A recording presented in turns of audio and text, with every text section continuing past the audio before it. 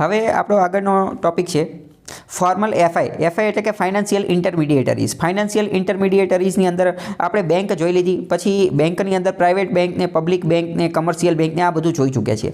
હવે આગળના ટોપિકની અંદર ફાઇનાન્શિયલ ઇન્ટરમીડિયેટરીઝની અંદર એનબીએફસી આવશે. એનબીએફસી એટલે શું? તો કે નોન બેન્કિંગ ફાઇનાન્શિયલ ઇન્સ્ટિટ્યુશન. હવે આના શબ્દનું બ્રેકઅપ કરો તો તમને ખ્યાલ આવશે કે આ શું છે. એનબીએફસી શું છે? તો કે આ ફાઇનાન્શિયલ ઇન્સ્ટિટ્યુશન છે, એટલે કે નાણાકીય સંસ્થાઓ છે. ફાઇનાન્શિયલ ઇન્સ્ટિટ્યુશન એટલે આપણે પહેલાં જ વાત થઈ ગઈ છે કે નાણાકીય સેવાઓ પૂરી પાડતી સંસ્થાઓ. કોઈ વેપારી છે તો એને વેપાર કરવો છે, ધંધો કરવો છે, દુકાન ચાલુ કરવી છે, બિઝનેસ ચાલુ કરવું છે, તો પહેલાં તો એનું બેંકમાં એકાઉન્ટ હોવું જોઈએ. કેમ? કારણ કે કોઈ પણ જગ્યાએથી માલ સામાન મંગાવશે તો ત્યાં પૈસા એને જમા કરાવવા પડશે, ડિપોઝિટ આપવી પડશે, પહેલાં બધી વસ્તુ એડવાન્સ જમા કરવી પડશે. તો ખાતું હોવું જોઈએ, એટલે કે નાણાકીય સેવા પૂરી પાડવાવાળી કોઈ સંસ્થા એની પાસે હોવી જોઈએ. એ બેંક પણ હોઈ શકે છે, નોન બેંક પણ હોઈ શકે છે, કોઈ પણ વસ્તુ હોઈ શકે. તો આવી એક વસ્તુ, આવી જે મધ્યસ્થી જગ્યા જે છે એને ફાઇનાન્શિયલ ઇન્સ્ટિટ્યુશન કહેવાય. તો એનબીએફસી એક તો ફાઇનાન્શિયલ ઇન્સ્ટિટ્યુશન. બીજું આ નોન બેન્કિંગ, એટલે કે આ બેંક નથી. નોન બેન્કિંગ એટલે કે બેંક સિવાયની. નોન બેન્કિંગ નથી. એનબીએફસી શું છે? બેંક સિવાયની ફાઇનાન્શિયલ ઇન્સ્ટિટ્યુશન છે. આની સિવાય આપણે આગળ જોતા જઈશું કે શું છે. હવે એનબીએફસીની અંદર એક વસ્તુ આવે કે ડેવલપમેન્ટ ફાઇનાન્શિયલ ઇન્સ્ટિટ્યુશન. ડેવલપમેન્ટ, આ એનબીએફસી જે છે ને એ એક બહુ મોટી છત્રી છે, એ એક અમ્બ્રેલા ઓર્ગેનાઇઝેશન છે. એની અંદર નાની કેટલી જગ્યા જે છે આવતી હશે. એક બહુ મોટી વસ્તુ શું છે? જેમ કે તમે ક્યાં રહો છો? તો કે ગુજરાતમાં. તો કે તમે ક્યાં રહો છો? તો કે ભારતમાં. ભારતની અંદર જે એક જગ્યા છે ગુજરાત. તો એવી રીતે એનબીએફસી એક બહુ મોટી અમ્બ્રેલા ઓર્ગેનાઇઝેશન છે. એના અલગ અલગ વિભાગો, એની એક પેટા શાખા કઈ છે? તો કે ડીએફઆઈ, ડેવલપમેન્ટ ફાઇનાન્શિયલ ઇન્સ્ટિટ્યુશન. એ જોઈએ ડેવલપમેન્ટ ફાઇનાન્સ ઇન્સ્ટિટ્યૂટ શું છે.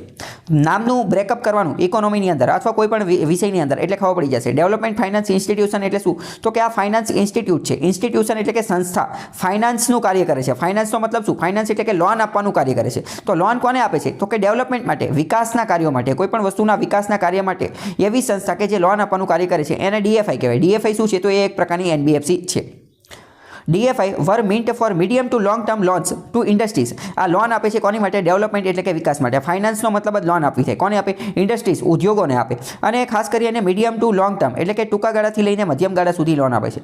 Including also support services like arranging foreign currencies. અને આ ડીએફઆઈ જે છે એ ફોરેન કરન્સીસનું પણ અરેન્જમેન્ટ કરી શકે. અંડર રાઇટિંગનું અરેન્જમેન્ટ કરી શકે. અંડર રાઇટિંગનો મતલબ શું? કે કોઈ પણ કંપની જે છે એને પબ્લિક પાસેથી પૈસા ઉઘરાવવા છે તો શેર માર્કેટની અંદર એનું લિસ્ટિંગ કરવું પડે. તો શેર માર્કેટની અંદર લિસ્ટિંગ કરવામાં પહેલાં આઈપીઓ લોન્ચ કરવો પડે.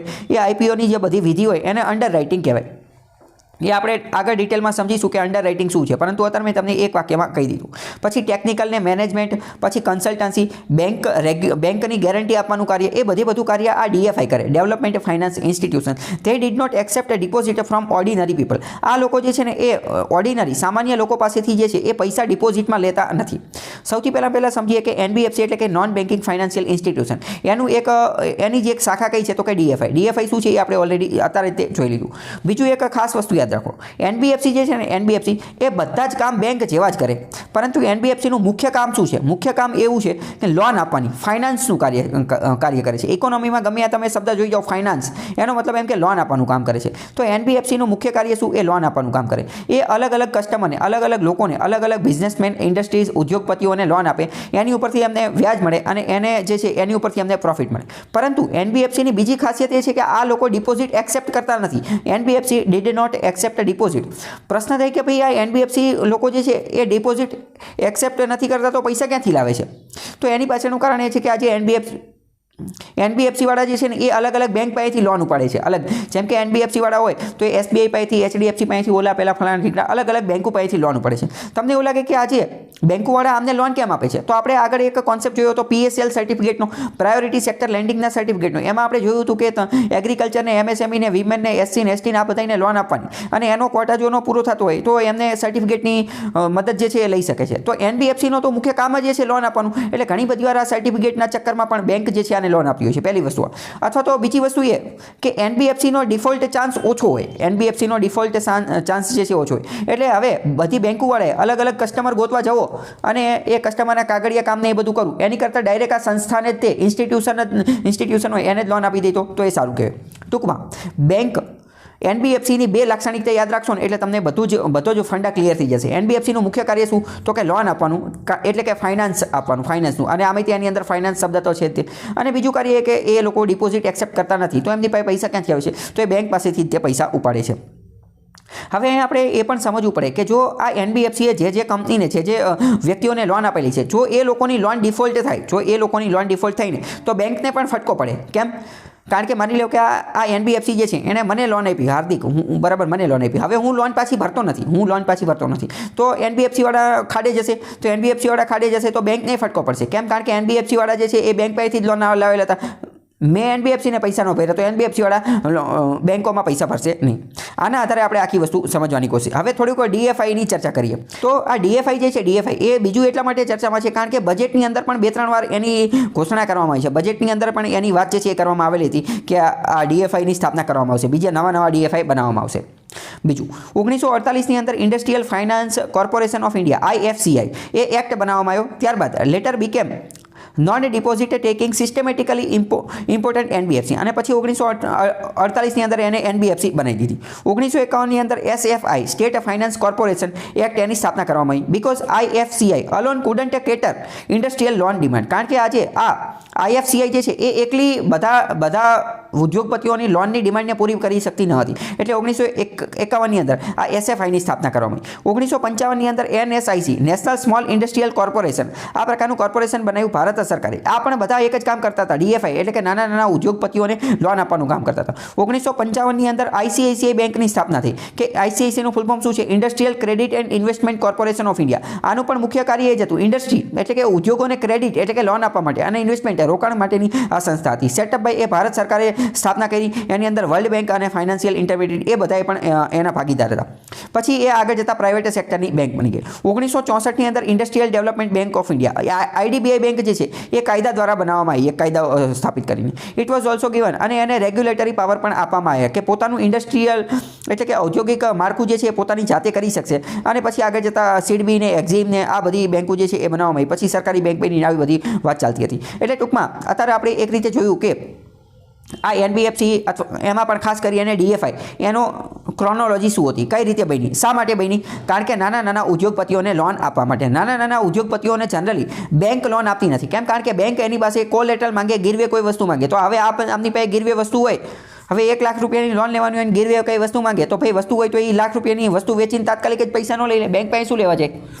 એટલે એવા કેસની અંદર 1948થી આ બધું બનાવવાનું ચાલુ કર્યું, પરંતુ પછી ધીમે ધીમે આમની સંખ્યા વધતી ગઈ કારણ કે ડિમાન્ડ વધતી ગઈ. એટલે હવે બીજી એક એનબીએફસી નોન બેંકની અંદર બીજી એક વસ્તુ આવે છે આઈફાઈ શું છે? તો કે ઓલ ઇન્ડિયા ફાઇનાન્શિયલ ઇન્સ્ટિટ્યુશન. અમુક એવી ફાઇનાન્શિયલ ઇન્સ્ટિટ્યુશન હોય કે જે આખા ભારતની અંદર કાર્યરત હોય. તો આખા ભારતની અંદર કાર્યરત હોય એવી કઈ છે? એક તો નાબાર્ડ છે, નાબાર્ડ. બીજી એક છે સિડબી એટલે કે small industries development bank of India. નાના ઉદ્યોગોના ડેવલપમેન્ટ વિકાસ માટેની જે બેંક જે છે એ છે સિડબી. આ નાબાર્ડ જે છે એ રૂરલ ડેવલપમેન્ટ માટે, એગ્રીકલ્ચર ડેવલપમેન્ટ માટે એ બધા માટે છે. હવે આખા ભારતની અંદર જે કામ કરતી એનબીએફસી જે છે અથવા તો આખા ભારતની અંદર ઓલ ઇન્ડિયા લેવલે એક ફાઇનાન્શિયલ ઇન્સ્ટિટ્યુશન કે જે નોન બેંક પ્રકારની જે છે એ કઈ છે એ આપણે થોડી જોઈએ. પહેલાં એવી એક બેંક છે એક્ઝિમ બેંક જાન્યુઆરી 1982માં બનાવવામાં આવેલી હતી. એ ખાસ કરીને કોનું કાર્ય કરે છે? તો કે ઇમ્પોર્ટ એક્સપોર્ટનું કામ કરે છે. હા, બીજું અહીંયા હું તમને એક પોઈન્ટ એ પણ કહેવા માંગીશ કે આ જે એનબીએફસી જે છે ને નોન બેન્કિંગ ફાઇનાન્શિયલ કંપનીઝ, આ આપણે પહેલાં જોઈ લીધું કે આ શું હોય તો કે ફાઇનાન્શિયલ ઇન્ટરમીડિયેટરીઝ હોય, ડિપોઝિટ ને બધું લઈ શકે અને બેંક જેવું કામનું. અને બીજું એક કાર્ય એ હોય કે આ અમુક પ્રકારની સ્પેસિફિક હોય, કોઈ એક ખાસ હેતુ માટે એનો ઇન્ટેન્શન, એનો પર્પસ જે છે એ ચોક્કસ હોય. ઇટ મીન્સ કે જેમ કે વાત કરી કે બજાજ ફિન્સર વાળા છે, બજાજ ફિન્સર એક પ્રકારની એનબીએફસી છે, તો મોટે ભાગે ઇલેક્ટ્રોનિક બાબતોમાં જ લોન આપતા હોય, ઇલેક્ટ્રોનિક અથવા તો એમને કોઈ નક્કી કરી નાખેલું હોય કે અમે આ સેક્ટરમાં જ લોન આપીશું. બીજી અમુક હોય તો એ હોમ સેક્ટર એટલે કે ઘર લેવાનું હોય તો એમાં જ લોન આપતા હોય. અમુક એ હોય કે જે ફર્નિચર બનાવવાનું એમાં જ લોન આપતા હોય. અમુક એ હોય કે જે મોબાઈલની લોન હોય તો મોબાઈલ ખરીદવા માટે, એટલે કે એનો સ્પેશિયલ પર્પસ હોય. બેંકનો સ્પેશિયલ પર્પસ ન હોય. બેંક તો ભાઈ હોમ લોન આપી દે ને કાર લોન આપી દે, જે લેવા જઈએ એ આપી દે. એવી રીતે આ એક્ઝિમ બેંક છે તો ખબર પડી કે મુખ્યત્વે કોનું કામ કરશે? ઇમ્પોર્ટ એક્સપોર્ટ રિલેટેડ હોય તો જ ભાઈ અહીંયા જવાય, બીજે ક્યાંય ચાલશે નહીં. આ એક્ઝિમ બેંકનો 100% માલિકી કોની છે? તો કે ભારત સરકારની. 100% માલિકી કોની? ભારત સરકારની. આના પ્રમોટર્સની વાત કરીએ તો promoters cross border trade and investment. પ્રમોટર્સની આ ક્રોસ બોર્ડર ટ્રેડ કરી શકાય, એક દેશમાંથી બીજા દેશમાં વેપાર કરી શકાય, રોકાણ કરી શકાય, હેલ્પ મદદ કરે, ઇમ્પોર્ટરને મદદ કરે, એક્સપોર્ટરને મદદ કરે. કેવી રીતે? તો કે લોન પ્રોવાઈડ કરે અથવા ફોરેન કરન્સી પ્રોવાઈડ કરે. હવે ફોર એક્ઝામ્પલ કે ભારતમાંથી કોઈ વ્યક્તિ વિદેશમાંથી કોઈ માલ સામાન લાવવો છે તો એને ડોલર જોશે, તો એ ડોલર વ્યક્તિ પાસે ક્યાંથી આવે? તો એ એક્ઝિમ બેંકના માધ્યમથી એ પ્રાપ્ત કરી શકે છે.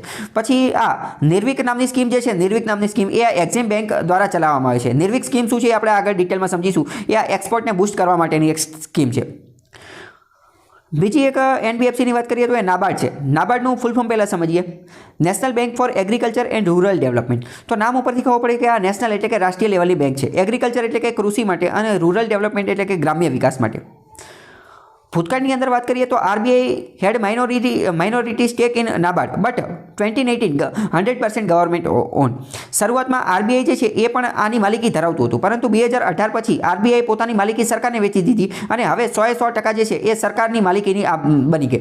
એક્ઝિમ બેંક અને નાબાર્ડ બંનેની અંદર 100% માલિકી કોની છે? સરકારની છે. પ્રશ્ન થાય કે આરબીઆઈ પોતાની માલિકી સરકારને કેમ વેચી દીધી? તો એની પાછળનું કારણ એ હતું કે નાબાર્ડનું રેગ્યુલેટ કોણ કરે છે, નાબાર્ડનું નિયંત્રણ કોણ કરે છે? તો આરબીઆઈ કરે છે. હવે પોતે જેના માલિક હોય તો એનું રેગ્યુલેશન આપણે હરખું કરી ન શકીએ. ફોર એક્ઝામ્પલ સમજો કે તમારું ઘર છે, તમે તમારા ઘરના બોસ છો, હવે તમારા ઘરનું ચેકિંગ કરવાનું છે, સુપરવિઝન અને મોનિટરિંગ એવું કરવાનું છે, તો કદાચ એવું બની શકે કે તમારા ઘરની અંદર અમુક પ્રકારનું કરપ્શન થતું હોય તો તમે એની ફાઇલો છુપાઈ દો. એવું ન બને એની માટે જે છે આરબીઆઈ પોતાનો આવી મતલબ કે બાયસ્ડ અથવા તો નેપોટિઝમ પ્રકારની વસ્તુ ન થાય એટલે આરબીઆઈ પોતાનો ભાગ એ સરકારને વેચી દીધો અને હવે 100% માલિકી સરકારની છે. આ પ્રશ્ન એક બે વાર પરીક્ષામાં પૂછાઈ ગયો છે કે ભાઈ એવો પ્રશ્ન પૂછાયેલો છે કે નાબાર્ડની અંદર આરબીઆઈની કોઈ હિસ્સેદારી નથી. તો એ વિધાન સાચું છે. પહેલાં હતી, અત્યારે નથી. અત્યારે 100% માલિકી કોની છે? સરકારની છે. બીજી વાત કરીએ કે રેગ્યુલેટરી સુપરવિઝન. તો નાબાર્ડનું રેગ્યુલેશન કોણ કરે? તો કે આરબીઆઈ કરે. પછી ઇનડાયરેક્ટ રીફાઇનાન્સ ટુ ફાર્મર્સ. આ નાબાર્ડ જે છે એ ઇનડાયરેક્ટલી લોન આપે. કોને? તો કે ફાર્મર, ખેડૂતોને. આર્ટિસન એટલે કે એક મિનિટ આર્ટિસન એટલે કે જે કલાકારો ને એ બધા હોય એને. પછી ઓપરેટ્સ રૂરલ ઇન્ફ્રાસ્ટ્રક્ચર. ગ્રામ્ય વિસ્તારની અંદર ઇન્ફ્રાસ્ટ્રક્ચર બનાવવાનું હોય, ઇન્ફ્રાસ્ટ્રક્ચરનું ડેવલપમેન્ટ કરવાનું હોય તો રફીડ નામનું ફંડ જે છે એ પણ ચલાવે છે, રૂરલ ઇન્ફ્રાસ્ટ્રક્ચર ડેવલપમેન્ટ ફંડ. એ કોની અંતર્ગત આવે છે? એ નાબાર્ડ અંતર્ગત આવે છે. આ બધું જે છે એ નાબાર્ડ દ્વારા કરવામાં આવે છે. હવે આપણે જોઈએ એનએચબી. એનએચબી એટલે કે national housing bank. National housing bank શરૂઆતમાં આરબીઆઈની માલિકી 100% હતી, પરંતુ એપ્રિલ 2019ની અંદર આરબીઆઈ પોતાની માલિકી 100% રીતે સરકારને વેચી દીધી. તો અત્યારે એનએચબી નેશનલ હાઉસિંગ બેંક એનો બોસ અથવા એનું માલિક કોણ છે? તો 100% એનો માલિક સરકાર છે. 100% એનો માલિક કોણ છે? સરકાર છે. આ પ્રશ્ન પૂછાતા હોય છે. પછી આ એનએચબી નેશનલ હાઉસિંગ બેંક એ શું કરે છે? તો કે ફાઇનાન્સ કરે છે. ફાઇનાન્સ શબ્દ આવે એટલે સમજી જવાનું, લોનની વાત કરે છે. લોન આપે છે. કોને લોન આપે છે? તો કે બેંકોને લોન આપે છે. જ્યારે બેંકને લોન જોતી હોય તો એ લોકો બેંકવાળા આ નેશનલ હાઉસિંગ બેંક પાસે લોન લેવા છે. એનબીએફસીને લોન જોતી હોય તો તે નેશનલ હાઉસિંગ બેંક પાસે લોન લેવા છે. અને ખાસ કરીને લોન આપે, પરંતુ હાઉસિંગ પ્રોજેક્ટ હોય એની માટે તે ઘર બનાવવાની કોઈ પ્રવૃત્તિ હોય એની માટે તે લોન જે છે એ આપે. રેસિડન્ટ ઇન્ડેક્સ લોન્ચ કરે છે. આ એનએચબી જે છે એ રેસિડન્ટ ઇન્ડેક્સ લોન્ચ કરે છે. શેની માટે? તો કે monitor residential real estate price. Monitor દેખરેખ રાખે છે કે રિયલ એસ્ટેટ જે બાંધકામ જે છે એ બધાની કિંમતોની અંદર કેટલું ઊંચ નીચે થઈ રહ્યું છે, કેટલી કિંમતો પ્રવર્તી રહી છે એની ઉપર જે છે એ ધ્યાન રાખે છે. અને અહીંયા એક બીજી વસ્તુ પણ સમજો કે નેશનલ હાઉસિંગ બેંક જે છે એની પાસે કેશ ફ્લો ખૂબ જ વધારે હશે. અમુક એવી વસ્તુ કે જેમાં ખૂબ જ વધારે રોકડા પૈસા જોતા હોય, જેમ કે ઘર. તો હવે ઘર બનાવવું હોય તો ઓછામાં ઓછા 1-2 કરોડ તો જોઈએ જ તે. અથવા તો બહુ મોટા સિટીની વાત કરીએ તો સિટીમાં ઘર લેવું હોય તો ઓછામાં ઓછા 20-30 લાખ રૂપિયા તો જોઈએ જ તે. બરાબર. તો આવા જે પ્રોજેક્ટ હોય તો એની અંદર કેશ ફ્લો જે છે વધુ રહેતો હોય. તો નેશનલ હાઉસિંગ બેંક કઈ બેંક છે? તો કે જેમાં કેશ ફ્લો જે છે એ વધુ રહેતો હશે. ચલો હવે જોઈએ સિડબી. સિડબીની સ્થાપના 1990માં થઈ હતી, small industries development bank of India. આનો માલિક કોણ છે? આનું બોસ કોણ છે? તો કે આનું ઓનર છે SBI, LIC, IDBI industrial development bank of India અને બીજી અમુક સરકારી બેંકો અને બીજી અમુક ઇન્સ્યોરન્સ કંપની, વીમાની કંપની જે છે એ બધી ભેગી થઈ અને આ સિડબીનું માલિક ધરાવે છે. એ બધા ભેગા થઈ અને આ એ સિડબીના માલિક છે. હવે સિડબી શું કામ કરે છે? તો સિડબીનું ફૂલ ફોર્મ જોઈએ તો ખબર પડે કે સ્મોલ ઇન્ડસ્ટ્રીઝ, નાના ઉદ્યોગોના ડેવલપમેન્ટ માટે, વિકાસ માટે ફાઇનાન્સ, લોન આપવાનું કાર્ય કોણ કરે છે? એ સિડબી કરે છે. Operates credit guarantee fund. Credit એટલે શું? ક્રેડિટનો મતલબ એ થાય ફાઇનાન્સ એટલે કે લોન આપવાની. અને ક્રેડિટ લોન આપવા માટે, ગેરંટી આપવા માટેનું ફંડ જે છે એ પણ ચલાવે છે. પછી એસઈડીએફ, સેડફ એટલે કે સ્મોલ ઇન્ડસ્ટ્રીઝ ડેવલપમેન્ટ ફંડ, એ ચલાવે છે. પછી ઓપરેટ્સ ઉદ્યમ મિત્ર .in, એક પ્રકારની વેબસાઇટ છે. એક વેબસાઇટ થોડા સમય પહેલાં સરકારે લોન્ચ કરેલી હતી, ઉદ્યમ મિત્ર .in. એ શું કામ કરે છે? તો કે એમએસએમઈને એ બધાને અથવા આંતરપ્રિન્યોર લોકોને લોન લેવી હોય ને તો લોન લેવા માટે ઉદ્યમ મિત્ર ઉપરથી અમને તાત્કાલિક લોન મળી જતી હોય છે અમુક યોજના અંતર્ગત, જેમ કે મુદ્રા અંતર્ગત, સ્ટેન્ડઅપ ઇન્ડિયા અંતર્ગત. તો એ બધું કાર્ય જે છે એ સિડબી દ્વારા આપવામાં આવે છે.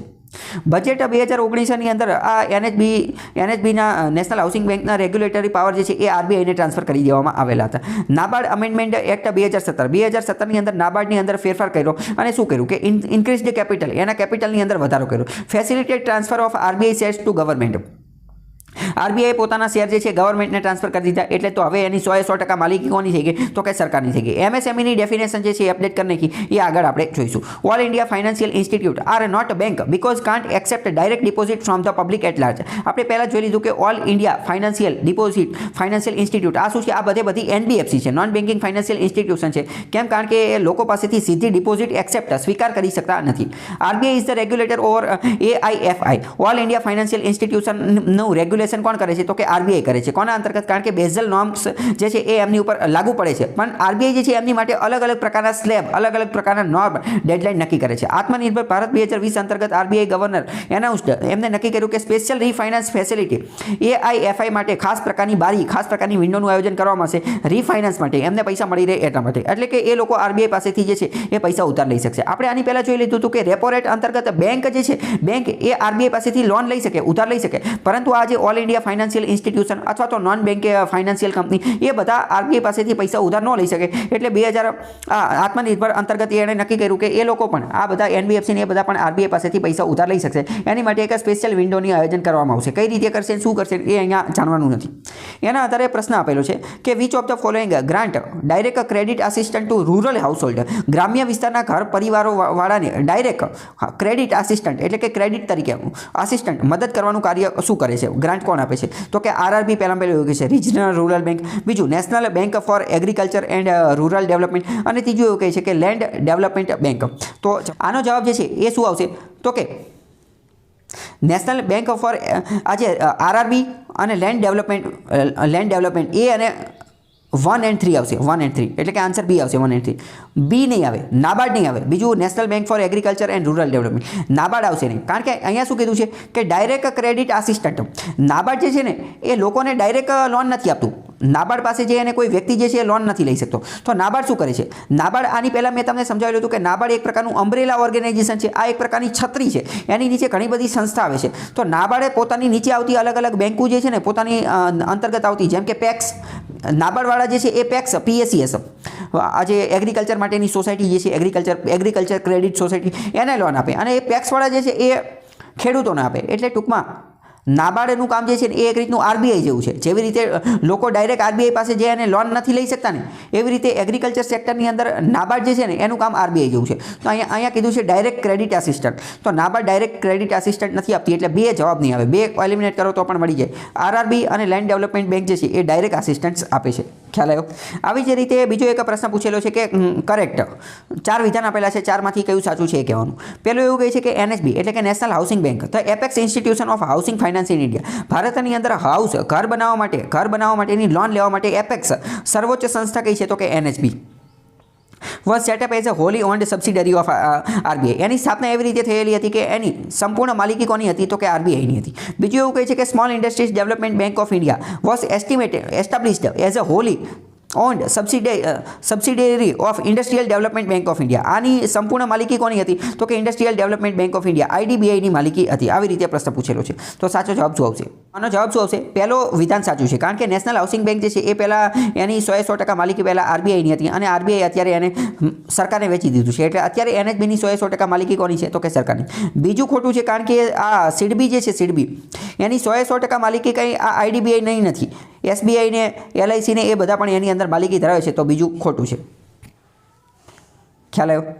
હવે આગળનો ટોપિક કયો છે? તો કે ફાઇનાન્શિયલ ઇન્ટરમીડિયેટરીઝની અંદર નોન બેંકની અંદર જ નોન બેંકની અંદર પ્રાઇમરી ડીલર્સ જોઈએ, એટલે કે એનબીએફસી, નોન બેન્કિંગ ફાઇનાન્શિયલ કંપનીની અંદર જ અત્યારે આપણે નોન બેન્કિંગ ફાઇનાન્શિયલ કંપનીની અંદર ઓલ ઇન્ડિયા આખા ભારત લેવલે જે કામ કરતા તે જોઈએ.